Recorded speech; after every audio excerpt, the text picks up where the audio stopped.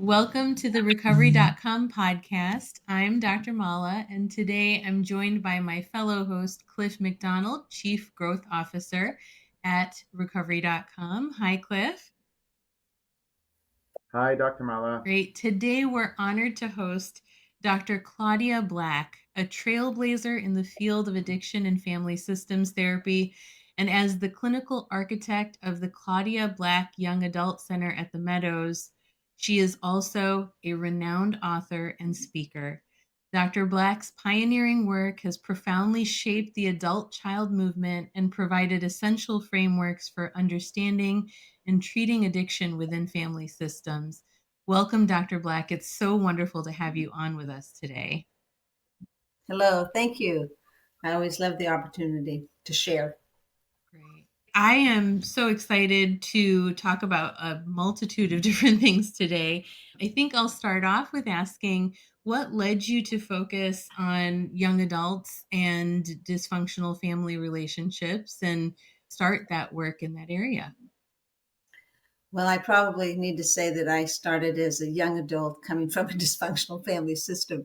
I actually began my career working with teenage girls in residential treatment settings, and this was a long time ago, back in the early 1970s. And I think what I really liked about that work was that these were very angry kids. And when they came into residential treatment at that time, we had some addiction, but we just had a lot of acting out behavior more than anything. And I so appreciated their anger. I've always believed that when you come oftentimes from impaired families or dysfunctional families, that the kids who are more blatantly angry are many times closer to speaking the truth than those who are behaving in a more responsible kind of way. And I had grown up in an alcoholic home, and that would also strongly influence so much of my work. But for me, I was so scared that anger was pretty much just squelched out of me. And for people who are really familiar with my work, in my early work, part of what I talked about was how so many kids in addictive homes, and this is true when you're raised in other kinds of impaired families as well, have an ability to look good. And they say to the world, I'm doing just fine in spite of.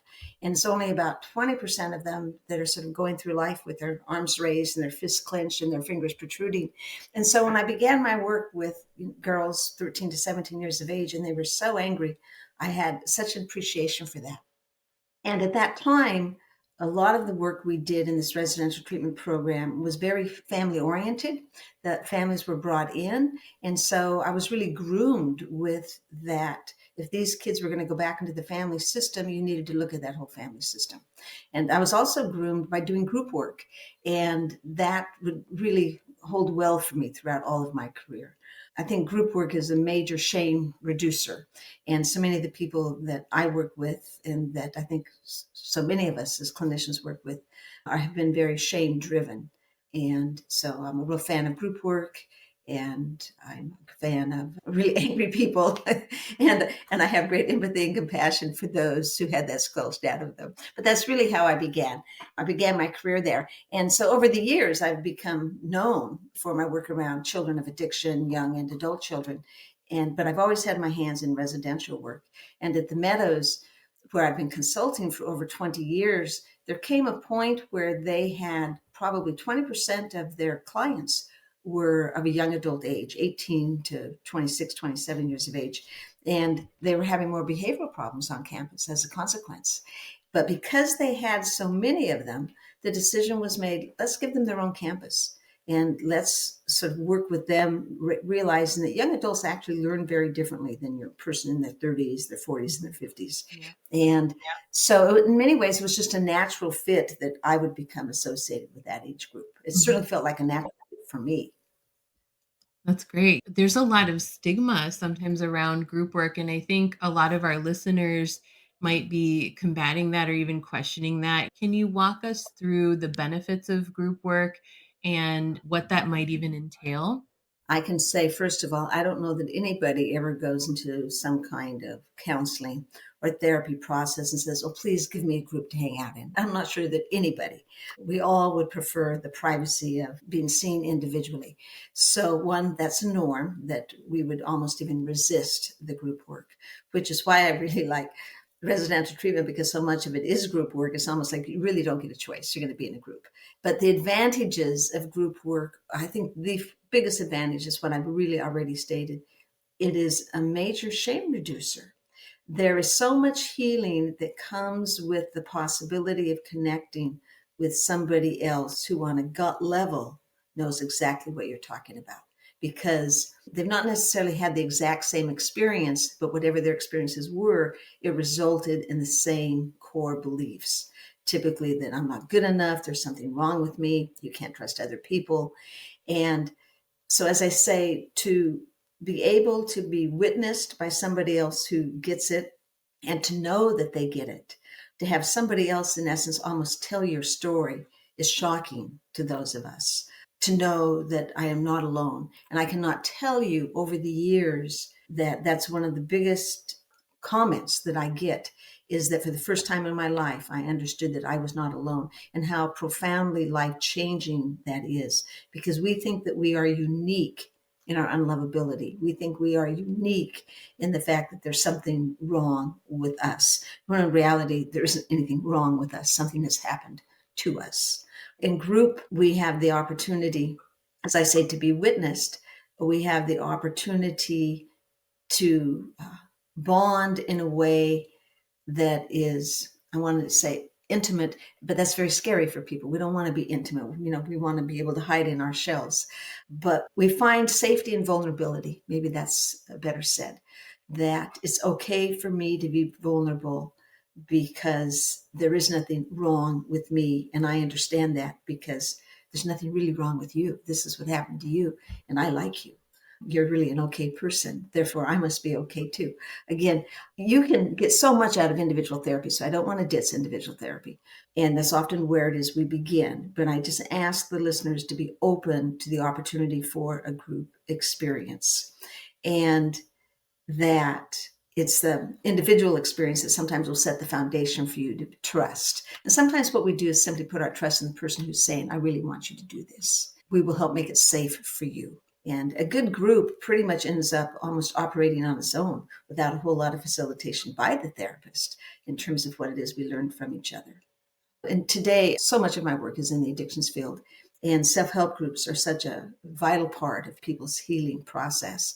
And I don't think there's anybody who's a member of a 12-step group who just would, not hail the benefits of being with others, in which they have common things for which they will identify. And as I said, the experience may not be exactly the same, but what you take from those experiences is very much the same. Wow, there's a lot. So first of all, I have to acknowledge, as a non-clinician, I have a little bit of imposter syndrome here with you two. And Dr. Black, I want to thank you for your team sent us these copies, and I loved it. And so much of it spoke to me as someone in long-term recovery from addiction. My drug of choice was alcohol, and it was from a very young age. I think it's amazing what you just spoke about.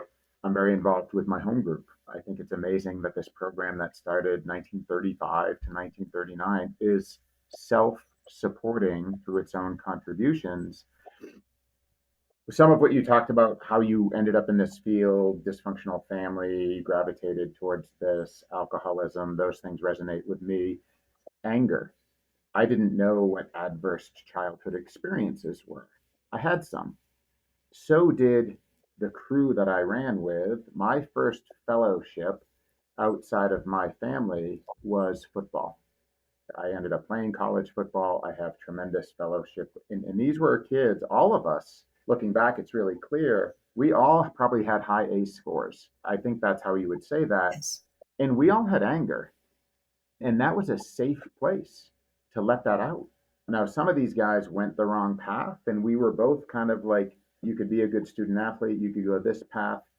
And if it wasn't manifested in a safe way like that, it was manifested in some other way. So when you said something about the anger spoke to you and you saw it and you felt it. Take a kid with a high ACE score and anger.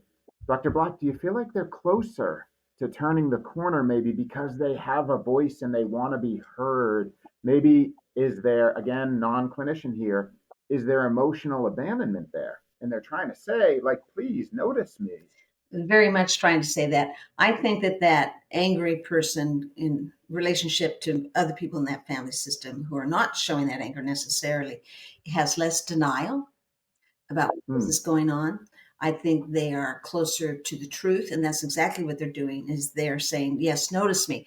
And so, when I talk with people and who are actually working with kids, the problem is, yes, notice me. Well, they get noticed. They get noticed by the school counselor, and then they get noticed by the school principal, and then pretty soon they may get noticed by the judge, and then they get noticed by the probation officer. So they do ultimately get noticed in their anger. But what doesn't get acknowledged is that this is a symptom of what it is that's going on within that family system. Yeah. And Yeah. the more we know about family systems and the more we know that the ACEs, and I want to be a little bit more clear about what that is for our listener, contribute to this, if we can acknowledge that, we're much more apt to see the anger for what it really is. And the ACEs that you were talking about is adverse childhood experiences.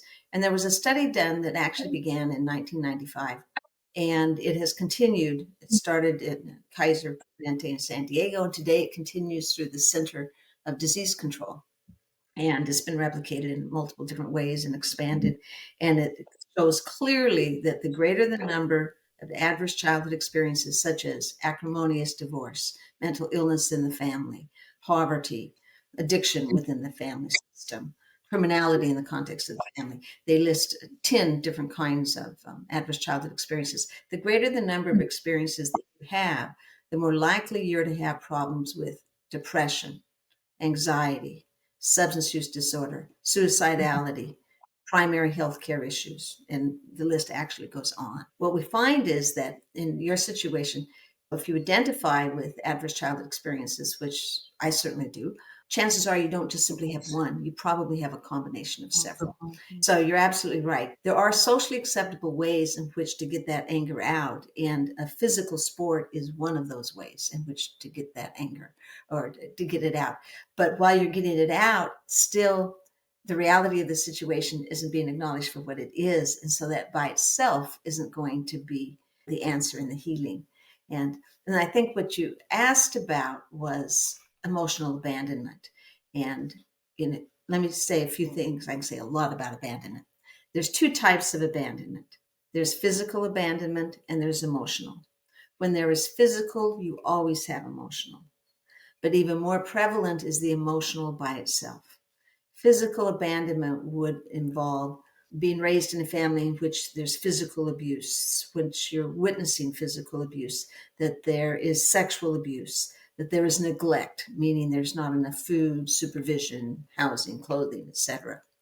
Emotional abandonment, I think of it in two ways. Emotional abandonment is when you have to hide a part of who you are in order to be acceptable. I'm going to say that again for the listeners. When you have to hide a part of who you are in order to be acceptable. But in some people's cases, I don't hide who I am in order to be acceptable. I hide who I am in order to protect myself.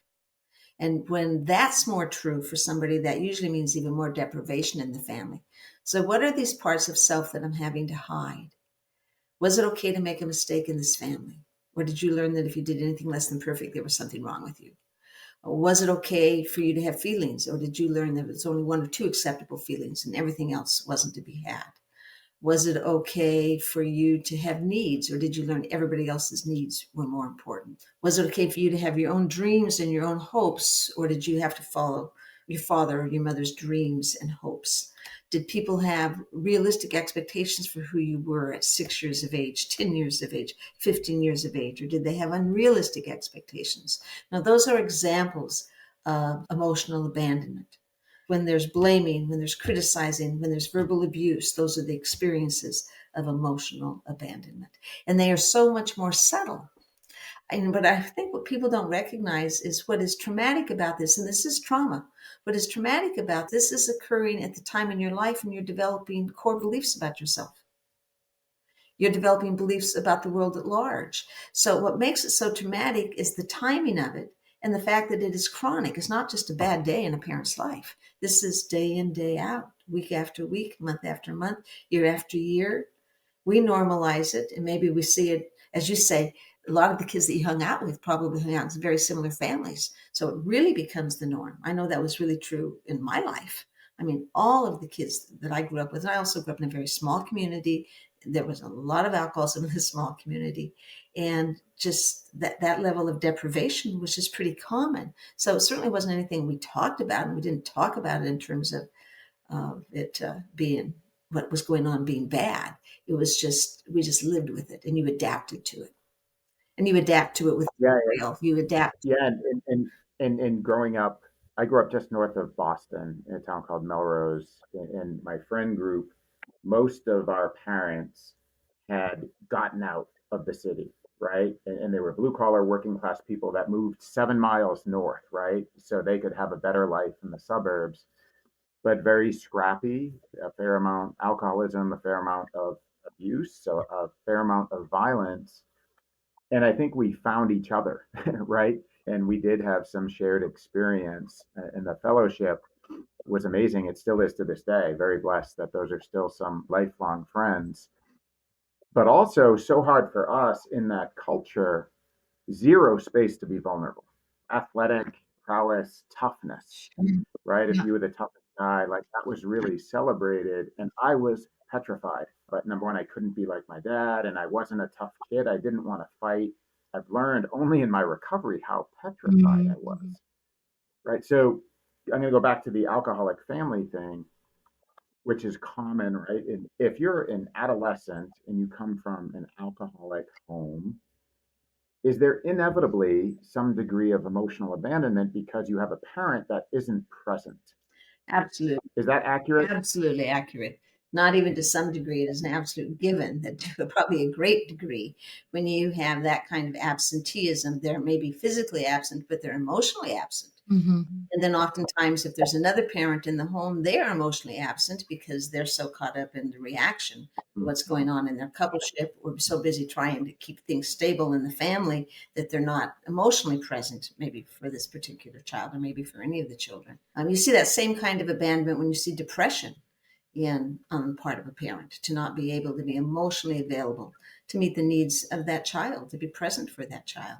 A little girl comes home from school, and her best friend turned on her. You know, she's 9 years of age. Her best friend at school turned on her. She's absolutely crushed. She comes into the house looking for some comfort and some support, and there her mother is passed out on the couch. There's not going to be any support for her. Or maybe her mother's sitting on the couch crying because dad hasn't come home for the last 2 days. There's not going to be any support for her.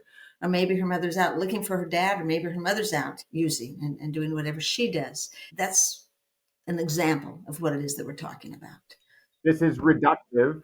This is reductive. Of course it is. What does she Mhm. do? If she ends up at the teen center at Meadows, what does she do or what does he do when mom or dad isn't there for me? And it can vary. What she can do probably what you did, only maybe couldn't acknowledge, is she may have got angry. And in her anger, because that wasn't safe, she may resort to pills. She may resort to cannabis. She may resort to alcohol. She may, in her sort of anger, sort of say, well, screw this, and starts to hang around with other people where she gets a sense of belonging. But there are other people who probably come from similar homes, such as her. And so many of them are also going to be using, because it's a great way to anesthetize our emotional pain. And we don't think we're Yes. going to become addicted, particularly if our parents are addicted. The last thing we think is we're going to become addicted because we think we're smart enough. We know we're going to be able to control it. And years ago, I wrote a book called It Will Never Happen to Me. It's not going to happen to me. Well, I always say if becoming addicted was an issue of willpower, children of addiction would be the last ones to become addicted. But it has nothing to do with willpower. Now, what happens is alcohol or drugs can do something for this child that it doesn't have to do for somebody else. It can give them a greater sense of confidence. It can give them courage. It can give them a sense of empowerment against the powerlessness of their life. Now, the other possibility for a girl like this is that she just goes to her room. She learns not to expect, for one. She learns to quit approaching mom, approaching dad, because she knows they're not going to be there for her. So she goes into more of a give up response, more of a hopeless. Maybe she just goes to her room. She isolates. She gets caught up in maybe a fantasy world in her room. She can get caught up in books in terms of fantasy. Today, unfortunately, she's probably got a phone, a screen of some sort. And pretty soon that becomes where she finds a place of belonging and finds some comfort and finds a level of connection. Unfortunately, that can lead to a lot of problems that can, in this case, fuel more anxiety, fuel more fear, fuel more depression for her. So she can go a couple of different ways here. I do want to come back to something that you said a moment ago, though, and that was you weren't a tough kid. Evidently, your dad was tough, and you just weren't going to be that tough person. It wasn't in you. Part of also what you have to contend with are what we call the man rules. You know, the socialization of men. You have to be tough. You're supposed to suck it up. Anger is okay, but sadness isn't okay. Fear is not okay. So those kinds of man rules are part of so much of male socialization. You put that on top of the dysfunctional rules that you get in the family system, and that much more of a need to disconnect from what it is that's happening. When I say disconnect, I'm talking about disconnection from self. Right. That I cannot be honest with myself. When you said it's so hard to be Yeah. vulnerable, of course you can't be vulnerable. Yeah, I hadn't thought about this in a long time, and this is not a clinical session for me here, but I just thought about something I heard. I'll give you something to cry about, Yeah. Hmm. right? But like, and my dad was wonderful, and my dad was doing the best he could with what he had, and he reminded me how he was taking it easy on me compared with his dad, right? So, yeah, the man rules are tough, and we've seen the negative impact of them. I'm just grateful. I think recovery is so amazing that I am able, because I was able to get access to the highest level of care. I am completely vulnerable, right? And able to reflect on all of those things. And I have the tendency, I can hijack this thing here and I don't want to. So I'm going to get back over to Dr. Mala because I know she has some other themes she would like to explore. But my heart is so full, Claudia, just spending some time with you. And this is wonderful. So, Dr. Mala, I'll get back to Oh, you. thank And you so before much. you jump in, I just want to say this isn't, just a session with you. There are so many men Yeah. and women out there who need to hear what it is that you're saying, that you are a gift to them, and having this dialogue. No, thank you. Well, yeah, I was forced to do the deeper work than many of my peers. And they know today I work in behavioral health and I am out about being in long term recovery. My phone rings a lot. I'm not a clinician and I'm not a therapist, but I'm the benefit of a lot of outreach of some of my peers that are going through the same thing. And I love to be able to be in that seat. Yeah. It's a true gift. And I just want to say for the listeners, one, don't call him. He gets enough phone calls. Don't call Cliff. What you're also talking about in this recovery process, somebody who's going through life scared, somebody who's, and certainly can't admit to it, and therefore is having to have all these defenses where other people don't see it. When we experience what we call this recovery process, where we really come to be able to be honest with ourselves and feel good about ourselves, and not only just connect with ourselves, but connect with others in such a real way, we can be of service to other people. What a wonderful gift. I want to go back to what you were saying, the parent who's depressed on the couch and isolating, and then the child is essentially isolating and giving up.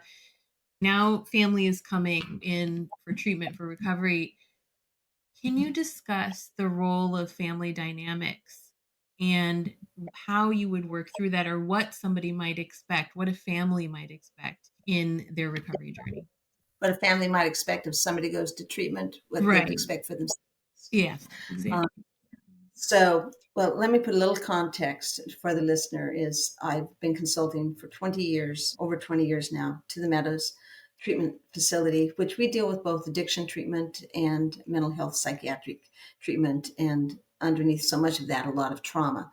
And the majority of our work is residential inpatient, though today we have a lot of outpatient and even some virtual programs. And Today, compared to even 10 years ago, we have some specialty programs like one for sex addiction, intimacy, young adults, etc.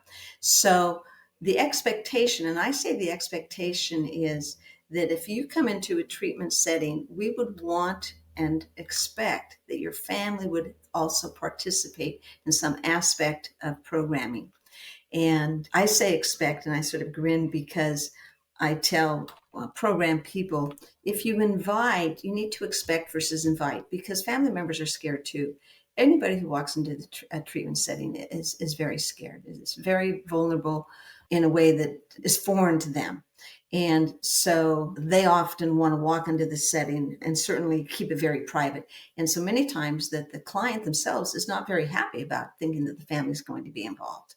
They're not very happy, maybe even about being in the treatment setting. There's part of them that wants to be there, but there's another part of them that doesn't because it's uncomfortable and they're out of their just normal routine. There's a yin and a yang to that one's comfortability in terms of going into treatment. Well, the family members sometimes have the same struggle in that one, they may be very relieved that their person is in treatment and see it as time out for themselves.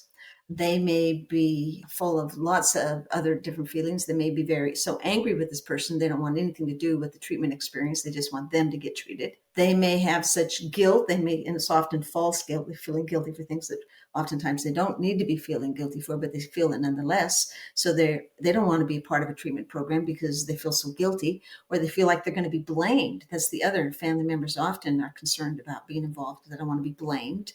And some of them are just sad, so sad, and they don't want to show, they don't want to come into a family program because it too is usually more group based. They don't want others to see their sadness, their fears, their anger, their guilt. They're fearful of being exposed. And so we almost have to say, you need to be here. This is a part of the program. Obviously, people have choices.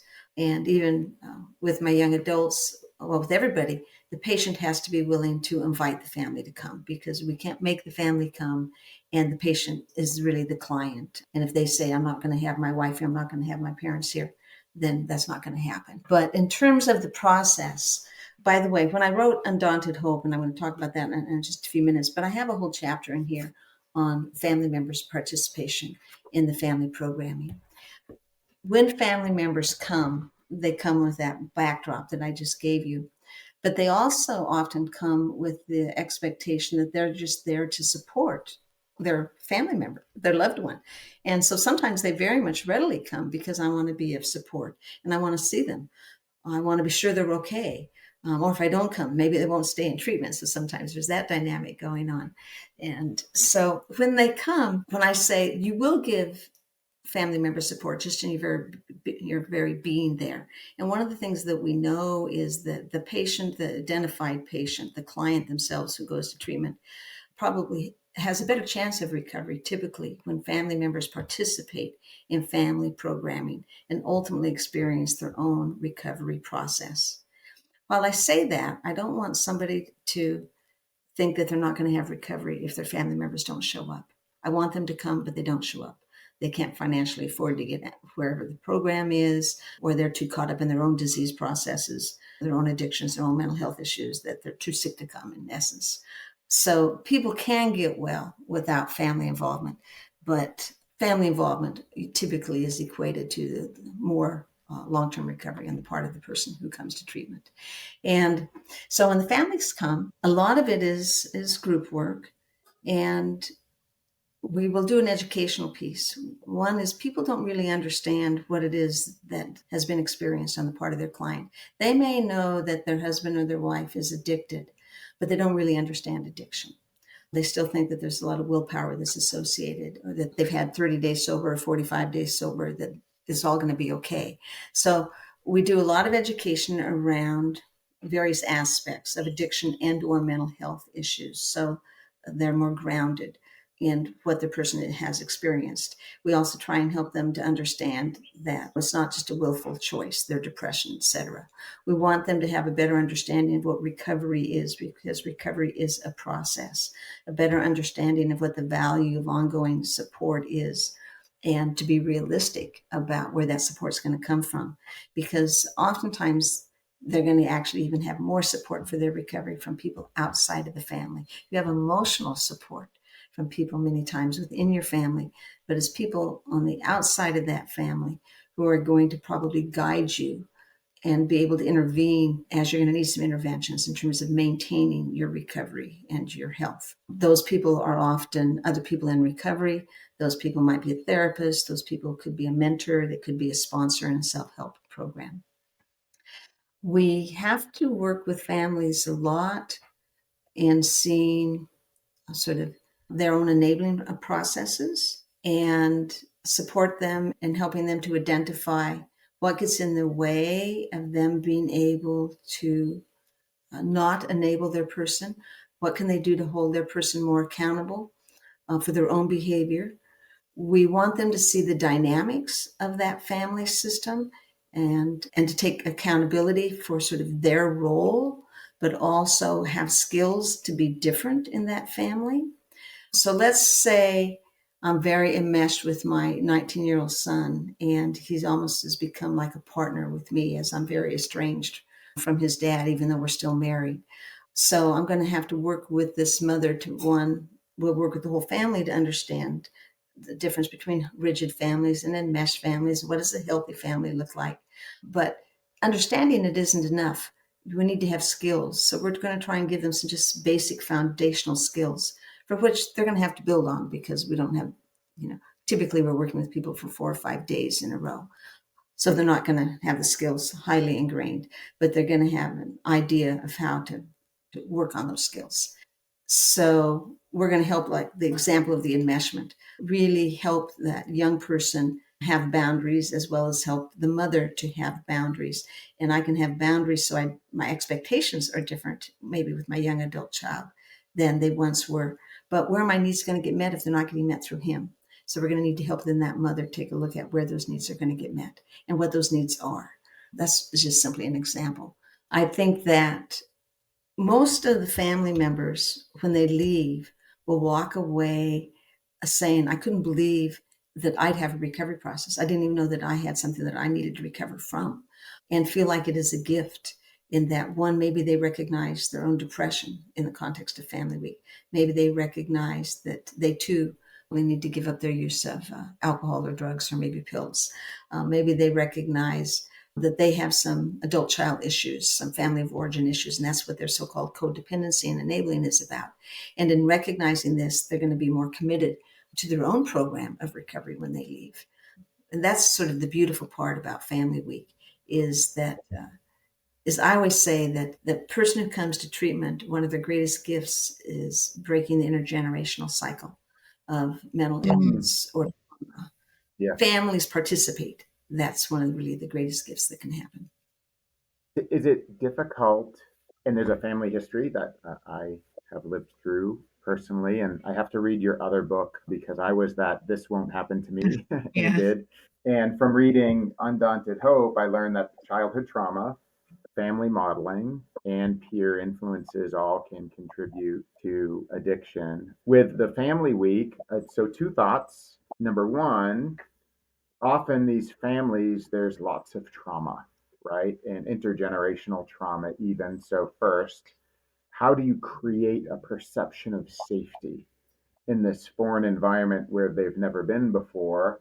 And then we also learn that intimacy begins with oneself. Yeah. Mhm. So the two thoughts there.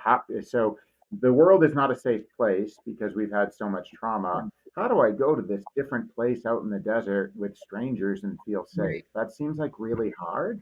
And then intimacy begins with oneself. Would love some Well, thoughts and there. to piggyback off of that, Cliff, such a great point. We're coming from a society where, like we said in the beginning, we have to maintain this appearance, we have to maintain a Right, stature, right? So right, it's like right. reinforced not just within the family, but at large. So I would love to hear what happens to reinforce that sense of safety and knowing that vulnerability is the step that we need to take and it's okay.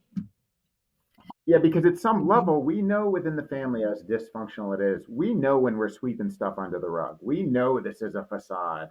why are we going to go with these strangers in this odd place and finally acknowledge this? That must be Yeah. fascinating. Yeah, it is fascinating, and I love it because you just see these families blossom. There's a lot of different dynamics. First of all, it begins with we are not there to judge. And we have to really be not there to judge, or they're going to know it. We are not there to judge. We're not there to blame. That is a statement that you said about your own dad. He did the best he could. And he maybe was a better parent than his parents were in terms of nurturing you. My dad was very violent and he was an alcoholic and he did the best he could. And yet we were subject to a lot of really horrific things. I think for me, I come from a belief, and it came from my family. And as much as what I just said about my dad loved me, and I knew that. And there was enough of that in my very early years that I was able to get that. And my parents owned a bar, and I spent a lot of time in a bar in a small little town of 500 people, sitting on the stools next to a lot of alcoholic men. And that's who spent the most time in the bar. And I'd go there because my mother worked there, and that's when I saw my mom. Anyway, what that gets to is for me, by the time I came into the field, I had a core belief, and that is that nobody deserves to live with the fear and the shame that so many of us lived with. And that wasn't just about we, the kids, or my mom. That was also true for my dad, that I knew that he was operating from a place of fear, sadness, shame, in which to feel okay about himself. And so, one, you really need to have a staff that operates from that a lack of judgment. Otherwise, it won't be exuded. And the other is family programming has to begin before they show up. So you hope you have enough contact with them, be it in a Zoom, be it in a telephone call, where you're already setting the stage that you are not here to judge them. And that this is really important. It's important for them to come, and it's important for their son or their wife or whoever that they come, even if their family, the patient, is exuding some anger about it. And because everybody's scared, they walk in, the kids are scared that I work with, in the other programs, usually the other family members are scared that are impatient, and the parents come in, and it's very awkward for them. One of the things that we do in my program is we actually meet with family members ahead of time, or in the first part of family week, without the patient there, just to get to know them, just to get them to talk about how they feel about being here. And then we also give them that whole gamut of possibilities. Some of you are pissed off because you had some important work things and you had to reschedule them. Some of you have to reschedule a vacation. So we really try and not just make assumptions about how they feel. We also very early on talk with them about what their fears are for the week, what their hopes are for the week, and what their fears are for the week. And we really try and listen. We don't try and convince them. We try and listen. And we try and put things in a realistic perspective for them. I think the other thing that treatment programs do, and all the campuses certainly at the Meadows do this, we try and pace the week so that it builds upon. That also does a lot to create safety. When I say pace the week, we don't sort of go to where we think they're going to be most vulnerable the quickest. We know just they're being there, they're vulnerable. And that we want them to feel safe if they start to have tears. We want them, when we start to see the anger, we'll gently try to ask them to what's beneath that anger. We do a lot of validating of their experience, which I don't think that they expect. And just validating their experience, they feel more safe. So I think the non-judgmental, and I think the pacing is really significant. And I think that we're forever coming back. Like, let's say we're giving an educational piece on addiction. We're forever coming back to that. Of course, they wouldn't know this. Of course, they did what they did. That makes all the sense in the world. One of the things that we work with so much with family members is non-enabling behavior. But people enable out of love. They enable out of love and they enable out of fear. They don't enable out of necessarily the need for control. They enable because they don't know how to do it any differently. So I think that level of compassion exudes itself. Now, the other thing that happens that creates safety, which to them is sort of mind blowing, is the connection they make with other family members. Yeah. and how we see other family members respond. I mean, you look at 4 different groups of families all in 1 week, and you have some very different personalities in there. Mm-hmm. And some are a little bit slower to respond and stay more resistant. But one of the little things that most treatment programs do fairly early on is we talk with them about their defenses. How do you defend against your pain? How do you defend against people seeing that you're scared, that this has been really embarrassing for you, etc.? And how are you going to show that here in group? Do you defend by going into your intellectualism? Do you get sarcastic? Do you use humor? Do you start to try and take care of other people? Can you let us know how that's going to show up here in group? And if that's okay with you, that when that shows up, we'll make a point of just sort of kindly saying, are you aware of that? And that's really helpful information very early on. And we get there okay to intervene very early on, and then we do it kindly but directly. Families typically are very happy with their experience having come in. That's great. So, and I know that resilience is a big component in something that you seek to pass on to the people that you're working with. And you talk about this also in Undaunted Hope. So I think that's a great segue. Can you explain a little bit or elaborate a little bit more on the key factors that contribute to resilience, and also how you explore that in your lovely publication, Undaunted Hope? I will, but also I wrote myself a note. We'll come back to intimacy with self. One, people are so resilient. It's amazing. In Undaunted Hope, I tell the stories of 3 to 4 people in every chapter.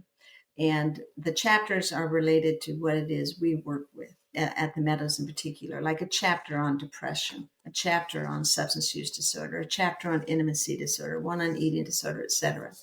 And because these people have come in inpatient, that means that their crisis is much more blatant and usually more severe than somebody else's crisis might be.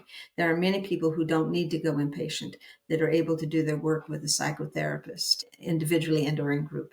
They're able to go to an outpatient program, or some people even will go into a self-help program and don't even get involved with the therapist.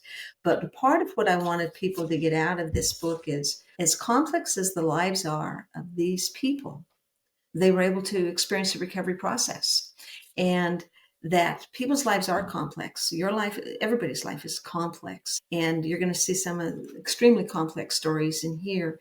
And yet these people found their resiliency, and they needed new tools. There's no doubt about that. But it was their inner strengths that allowed them to be open to asking for help, their inner strengths that allowed them to persevere with that which was being taught in terms of new coping mechanisms, etc. I do want to say, because it goes back to something we said earlier, as much as people, we have lots of different modalities for trauma, lots of modalities from neurofeedback to EMDR to psychodrama to expressive arts, etc. The single most important modality that people valued in their treatment experience were their peers, was their connection to their peers. Hands down, every one of them, that was reflected in these stories. And I think that is true for people. So one, hence the value of group work again. But back to the resiliency. We want people to be able to tap into their values and their strengths. I don't care how far down, the rabbit hole you go in terms of your depression, your self-harm, how it is your behavior has harmed other people. There have been times in your life in which you demonstrated behavior or characteristics that you do attach value to. You may have gotten away from your value system, and a lot of what recovery is recognizing that those values are within you and are still important to you. And so sometimes it's recognizing the moments in your life in which you had the courage to do such and such, the moments in your life in which you showed willingness, the moments in your life in which you showed humbleness. Those, are 3 values. And so a part of a therapy process is recognizing those strengths and how they were important to you and how they were helpful to you in a moment, and that those are values that will support you in a recovery process. And that it isn't just about recognizing all of the trauma or all of the losses in your life. It's also about recognizing where at times in your life you were able to tap into pieces of you that are resilient. Now, we get our resiliency from a variety of different places, but probably the single greatest place is having somebody in your life, having someone person in your life that was with you in a way where either they did things and or said things that gave you a constructive or positive belief that you have hung on to. For some people, the family could have been so disrupted that it's often somebody in school. It was your art teacher. It was the mechanic constructor. It was a coach. It could be somebody, if you were involved in a church that was, or a synagogue, somebody a part of your faith community. It could have been a friend's parent. It might have been a friend's older brother or sister. We can go back and find sort of who it is that helped instilled that inner sense of knowing that you're capable, that you have strengths, that you have value. What is most important initially is being able to tap into what those are for you and recognizing that you have operated on them. You have just sort of lost sight of that in the context of, as I said, as your disorder has progressed for you. The ability to ask for help, so oftentimes, and Cliff, you may identify with this, but certainly being raised in an addictive home, and you learn it's not okay to ask for help. And one of the greatest signs of resiliency is humbling yourself to say, I'm not the only one here with answers for myself. There's somebody else that, in fact, might have some better answers for me right now than just me. My best thinking at this point has gotten me to where I'm at today. And so a sign of resiliency is the ability in which to ask for help. A sign of resiliency could be humbleness. A sign of resiliency is knowing when to pause and not to just react. A sign of resiliency is developing problem solving skills. Many times when we're raised in an impaired family, we've been doing a lot of problem solving on our own. Sometimes it gets so, here's the right answer, and everything else is not okay. But for so many of us, we had to find all those little things in between because we couldn't get to a right answer. And so some of us are very skilled in our problem solving. Some of us are very skilled in our listening. So being able to recognize that some of what was survivorship is where our resiliency is today as well.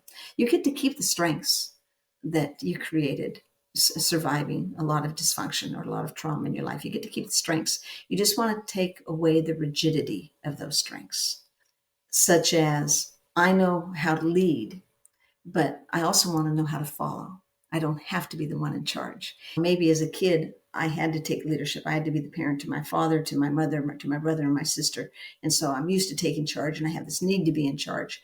Well, that's going to cause a lot of problems. I'm going to become a highly controlling person in the workplace, a highly controlling partner, a highly controlling parent. So I get to keep the leadership skill, but I also need to learn how to follow. I need to learn how to, as the word pause I used a moment ago, to pause and to enjoy that I don't have to be the one in charge. I don't have to be the one to carry the burden of the world in my life. I know I'm saying a lot here, so No, hopefully it's so some of good. that. No, it's Yeah. all wonderful. I know we've got limited time. I feel like we're just getting started, and we could spend 10 hours with Yeah. you. Claudia. This is wonderful. One thing I had as my top note here from the book, and now it's reinforced. Community is the best for healing, right? We know that the data supports that. The top benefit from the folks that you interview after they go through the program is the peers. Yet, I don't know if you remember the book Bowling Alone a few years ago, right? That talked about how we have less formal engagement with our with folks. The decline in religious attendance, the decline in community-based activities. This is before COVID even. And we even see health insurance payers putting pressure to not have residential Yeah. options, and sober living isn't included.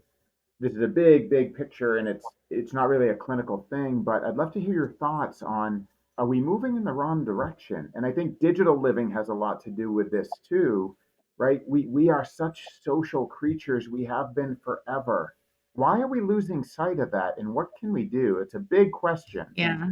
It's a big question, and there's lots of probably little answers that people have to come to for themselves. I think in part We are very much more disconnected from family than we've ever been before, and that we live in different states. I mean, there was a time where the family all lived in the same community, or we lived just a few miles from each other, and so Mhm. we would drop in on each other, be available to each other in crisis, and could be of support. And one of the biggest aspects of resiliency is to be in a family where we have a sense of belonging, in which we take pride in our connectedness. I'm going to say that again. We have a sense of belonging, in which we take pride in our connectedness. We lose that when we live hundreds of miles away from each other. And now, I will say the one thing about social media that is an advantage is today we have family members who do live hundreds of miles away from each other, but we have grandparents connecting through Zoom with their grandkids, and their grandkids know their grandparents' voice, etc.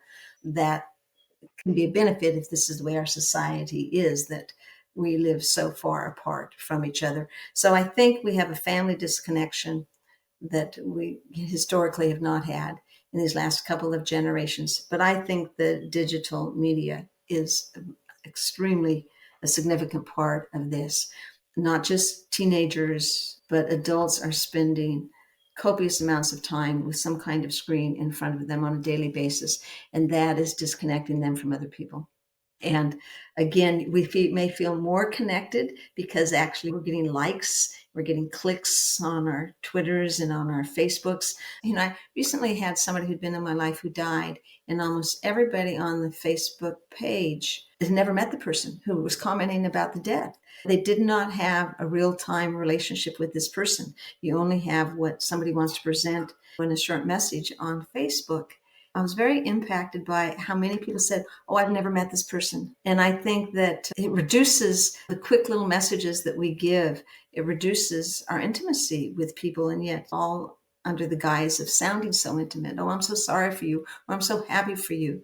I think we need to go back to, if you're spending, it sounds even like a lot, but if you're spending more than 2 hours a day in some kind of social media or some kind of screen time other than educational, then it's going to interfere with your life. It's going to interfere with your connection to your family. It's going to interfere with your connection to people out in the community. And so the answers are, one is, I'm always a believer in that. I'm a real believer in starting with the individual versus the system making the change from the top down. I sometimes believe that more change can happen when we start to make change for ourselves individually and then attempt to impact other people. It really has to do with prioritizing your own life. What are you going to do to become a part of more of your community? Take time to speak to your neighbor. Take time to be kind to somebody else in your community. It means taking time, and we're so busy these days. It's like, what are we so busy doing? Is that important? So we really do need to challenge ourselves in terms of how we're spending our time. And does this bring me meaning in my life? Our value system is getting skewed. So I think that's a good question to ask on a daily basis. What did I do today that brought me some meaning? Maybe we sat down with our kids and had a hurried dinner, but I sat down with my kids. That brought me meaning. By Mhm. the way, one of the most important things you can do in a family is have meals as a family, as many meals as you can have a week as a family, without a cell phone on, without a television on. Yeah. I love that. I love that. I know that in Undaunted Hope, you do this beautiful explanation from the clinicians as well. This piece is just so great because, as a professor, as a clinician, as being in the role of having instructed others, I would recommend this to all of my students. And of course, anybody on their recovery journey. To shift gears a little bit, what advice would you give to mental health professionals who are just starting their careers in the addiction treatment field? I would say read this book, and I say that in some seriousness here. 100%. Um, because I also, one, you're not just going to get my perspective. You're not just going to get stories of complex stories and how people healed, but you're going to get my perspective on what happened for these people, but also the perspective of Peter Levine and Dick Schwartz and Yes. Tion Dayton, Macaulay, and some really real experienced, not just well-renowned, but people who have a lot of depth and breadth to their work. I think to the new person, one is, you have to know addiction. You don't have to specialize in the field of addictive disorders. But you cannot, as a mental health professional, work in this field and not know addiction and be open to the fact that that could be what it is that's going on. We have so much co-occurring disorder today, Mhm. and you think you're working with a mental health issue, and you don't know if you've got somebody who's got an addiction to gaming that's going on, if you've got a severe compulsive sexual addiction going on. We have a lot of process addictions that are co-occurring with mental illness, as well as substance use disorders co-occurring. And so many people have said, well, I'm not in the addictions field. Excuse me, if you are a helping professional, Yeah. you just entered the field of addictive disorders, whether or not you are doing so willingly. Mhm. So it's taking accountability and responsibility to really know what addiction is, to know how to see it, to know who the people are in your community to help to intervene when it's there. You don't have to have all of those skills, but you certainly need to be connected enough in your community to know who has those skills that you do not have. Mhm. Mhm. That's great advice. So, looking forward, what are some emerging trends or innovations in addiction treatment that you find promising or that you believe should receive more attention? As we go forward in the addictions field, I think that we need to pay more attention to long term, what supports long term recovery. From an inpatient treatment standpoint, 45 days is not enough. It's a wonderful start, but I don't think that we've given credence to those next handful of months and to those first couple of years, and yet the research is there in terms of sustainability. And so I would like to not necessarily see more research. I'd like to see more validation and support of that in terms of resources. Many of these resources to be able to be more available to people without financial resources. It's almost like the more education needs to be available to those who are working with those who don't have the financial resources that other people have. Obviously, a lot of research is going into right now the whole issue of psychedelics and that role in terms of addiction treatment. Mhm. I'm cautious about that. That's my own bias. So I'm just sort of watching that play out and trying to be open. But I think we need to do far more prevention work with kids in our schools. I love the fact that we're bringing sort of trauma informed coping mechanisms into school settings just to be able to regulate kids in the classroom.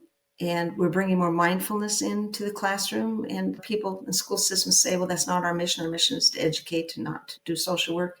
But so many kids are coming from such impairment that they're not going to be able to absorb the education Mhm. without some emotional regulation. So I think more trauma informed modalities and mindfulness is a great place to start in the school system. I think that we need to pay more attention to nutrition and for kids who are economically marginalized. Mhm. They're not learning. Kids are not sleeping. Kids are not eating. And yet we've got them in kindergarten, first grade, second grade, and they're not going to be able to learn. So I think we need to do more of what I call sort of wraparound services that will provide some protective factors for kids. One of the things I want people to know is that protective factors have a greater strength than risk factors do for kids. Mhm. And what we can do to create safety and to help these kids stay emotionally regulated who are already vulnerable. I would like to see greater emphasis there. Wonderful. Thank you so much. Cliff, did you have any other questions that you wanted to ask now? Yes, I have a million, but I know we don't have time. My hope is that we get more time with you, Dr. Black, and I mean we, the Mhm. world. Thank I'm really so inspired with the work you've done. I didn't know if you had a lived experience that led you down this path. It makes sense. And I really appreciate your willingness to share that. If we do have 2 minutes, a personal question for you. When you were in that environment as a young person with your parents in the bar, I was a bar owner too. I owned a few places actually. And I'm wondering, did you want to save your dad? Was that an element of it too? We started early, right? What's the response when you're that young girl and I asked you, what does she do? And look where you are, I know. right? Like I love that look at where you are and where you started. Did you have that vision when you were a real small human? Like I'm going to help this guy and a whole bunch of other people because that's the best story, right? That's the hero's journey. Yeah. That I'm going to come back with the elixir and I'm going to use it. I just love Mhm. that. No, I did not. I did not consciously think about I didn't consciously certainly think about saving my dad from his drinking. What I did want to do is I saw some woundedness in him, some sadness, maybe sadness even more than fear. And I wanted to take care of that. That I wanted to take care of. I don't even know at what point I saw his drinking as the problem. I was probably a junior in high school before I connected to what was going on to his drinking, but I saw the drinking really probably as a symptom. I just saw this really wounded guy who loved me, who just was changing overnight in front of us, and somehow believed he didn't want to be like that. But did I go into my work? I didn't go into my work real consciously or get into this field consciously thinking that I'm going to save somebody. I was comfortable. I was comfortable in a treatment program with addicted people as I was comfortable sitting in a bar stool as an 8-year-old kid. Yeah, yeah. Well, I think maybe subconsciously it was there, and now you have shared with thousands of people. And my last comment is I'm just so grateful that I have the chance to meet you, and I really hope I get more time with you. I'm very inspired with the work that you've done and you continue to do. And I also feel a debt of gratitude as someone in long term recovery that you did make that choice. And thank you. Thank you. Thank you both. It Thank, was a lot of fun for me. thank you. Thank you. We always like to end our session by asking the question, what does recovery mean to you? Well, my first thought is that it means no longer living with that fear and shame. And it means embracing all the possibilities that come with no longer living with that fear and shame. I love my life, and I identify as a woman in recovery, not from substance use addiction, but as an adult child. So I think living in recovery is living with handling the negatives, but seeing the positives and embracing them for what they are. Love it. Thank you so much, Dr. Black. It truly has been an honor, and mirroring what Cliff said, I really do hope that we, the world, get more time with you and that we at Recovery.com get more time with you as well. So we will hopefully have you back, and anybody who hasn't yet needs to definitely pick up a copy of Undaunted Hope. It is 100% worth the read, informational, educational through and through. So thank you for that publication and for your time. Thank you very much. Have a great day, everybody. Thanks, you too.